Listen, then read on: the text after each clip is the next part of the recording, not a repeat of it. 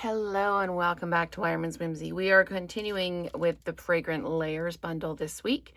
And I am doing this stencil or masking type card. What I did is I die cut out the bouquet of flowers, and then I put it down and I used it as a mask and did some blending brush. I did this in bubble bath, and then I added some hints of berry burst, and then I did soft seafoam around the edges with the blending brush, and I heat embossed it in copper and did the greeting in copper as well.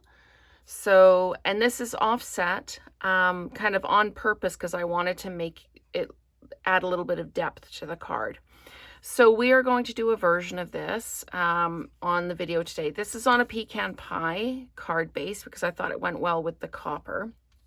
I'm going to use Daffodil Delight and Granny Apple Green on this one, and I'm going to heat emboss in gold. So this one I thought I would be doing 2 of these on here and realized I only had room for 1, so it's kind of a little bit pushed that way. So what I'm going to do is I'm going to do this closer to the middle. And I'm going to, all I did was I held this down and then added the color.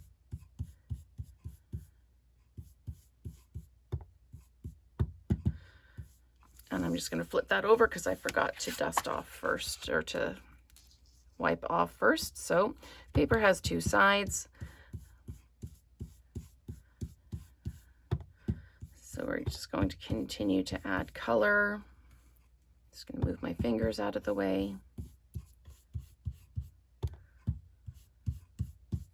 And then I'm just going to change my hand position so that I can do the rest of the flower. And I need to add a little bit more color kind of in the middle here. So there, you can see the outline there. Now, I am going to go ahead and I'm going to pull in my Versamark, and I'm going to do my heat embossing. So let's just do this. And I'm just going to add the Versamark to the stamp. And then I'm going to pop this down. Now, I'm just going to pull it towards me a little bit. I'm sorry if I come out of frame. I just need to be able to line up.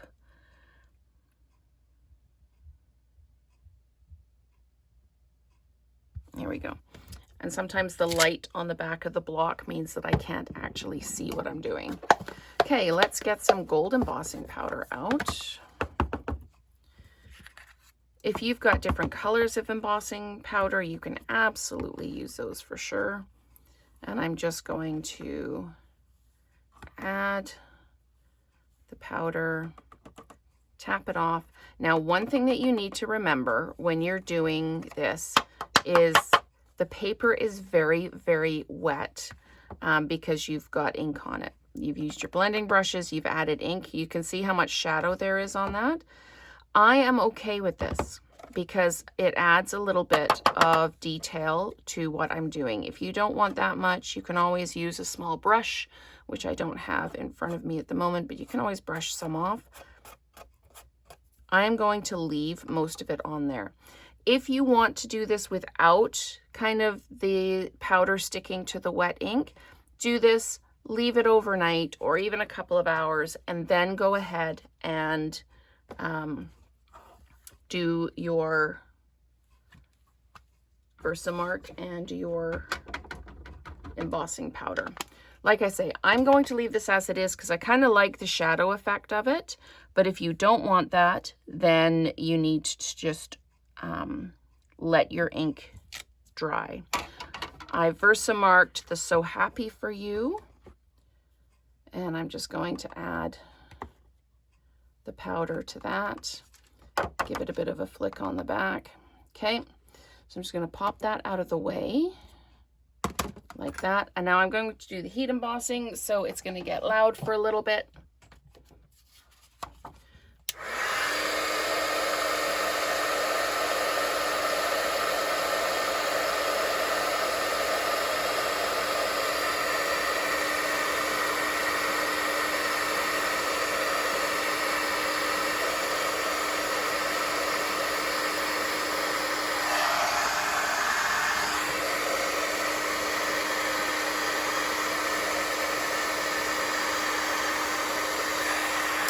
Okay, I'm just gonna put this in the light and make sure I've got no areas that are still dull. If you have an area that's dull, it means the powder has not yet melted. There we go. I think we're good. Okay, so I am just going to pull this out of the way. I've got some powder on it, so I'm just going to fold it up, get it out of the way. All right, so let's go ahead now. I'm going to add some of that Granny Apple Green. You can absolutely leave this just like this and put it on your card like that. The first thing I'm going to do, I don't know if you can see, but when you use your blade to cut the paper, sometimes it leaves an indented edge. And if you're using that side of the paper, it's a raised edge. And when you have a raised edge like that, it can create a bit of a white line around the edge of your project, because the ink doesn't get there. It's stopped by that little lip. So I'm just going to add this. You could use whatever color you want here. If you wanted to use, say, I don't know, pecan pie or a pink or something like that. Like I say, you can really see that spray of ink that is kind of stuck, or a spray of embossing powder that's stuck to the ink. Again, I like that look for this card.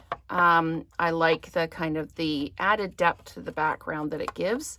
If you don't want that, just let your ink kind of cure or dry, whether it's overnight or for a couple of hours, before you go ahead and do any powder. So that's what we've got. Again, that little bit of depth in behind. And I'm just going to use my quiet adhesive. And I still use my old snail adhesive when I'm creating, doing my mock-ups in that, because it is less expensive than the Stampin' Seal. And then I use the Stampin' Seal on videos because it is so much quieter. There we go. Okay, and I've got some of the Strawberry Slush Pretty in Pink gems. They also came with the gold gems. And I'm going to use the gold ones on this card here, like this.